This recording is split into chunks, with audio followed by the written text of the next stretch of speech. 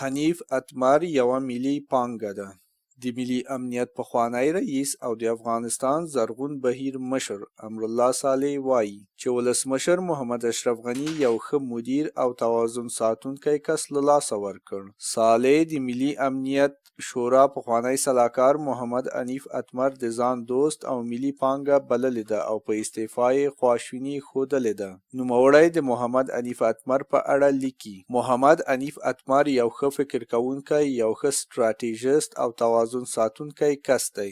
ولسمشر غني دغه پانګه له لاسه ورکړه، خو ولس به د اتمر له وړتیاوو ګټه پورته کړي. اتمر هغه کس دی چې په سختو حالاتو کې بحرانونه کنټرول کړي دي. صالح وایي چې د محمد حنیف اتمر استعفا په ګوته کوي چې د نوموړي او ولسمشر محمد اشرف غني ترمنځ د حکومت دننه ژور اختلاف شتون درلود. د یادونې وړ ده چې اجرایه مشر ډاکټر عبدالله هم د محمد حنیف اتمر په استعفا خواشیني ښودلې ده.